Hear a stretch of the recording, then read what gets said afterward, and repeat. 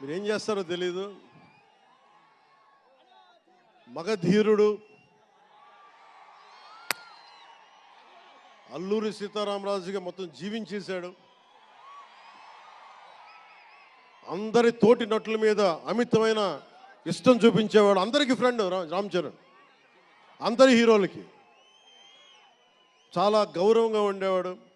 సంవత్సరానికి 100 రోజులు మా నాన్న ఏ పేరు మీద ఏం తలుచుకొని పెట్టాడో తెలియదు, కానీ 100 రోజులు సంవత్సరంలో 365 రోజులు కనీసం 100 రోజులు అయ్యప్ప స్వామి మాల అంటాడు, ఆంజనేయ స్వామి మాల అంటాడు.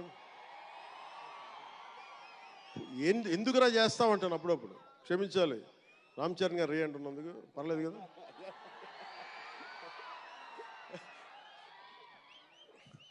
అంటే ఎందుకంటే నాకు బాధ్యత తప్పకుండా ఉండటానికి, నియంత్రించుకోవడానికి, అహంకారం రాకుండా ఉండటానికి. ఎప్పుడు చూడండి చెప్పులు లేకుండా ఉంటాడు. అంటే నాకే అనిపిస్తుంది, కనీసం నేను వేసుకునే చెప్పులు కూడా వదిలేడానికి ఇబ్బంది పడతాను అప్పుడప్పుడు.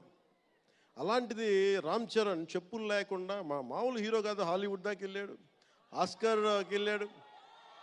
అక్కడికి వెళ్ళి ఎంత గుండె ధైర్యం అంటే, నేను చెప్పులు వేసుకుంటా, అవసరమైతే మంచి సూటు బూట్ వేసుకుని తయారవుతాడు, లేదంటే అయ్యప్ప స్వామి మాలేసుకుని కనిపిస్తూ ఉంటాడు. అంటే వ్యక్తిత్వంలో ఎంత బలం ఉండాలి ఆ వ్యక్తికి.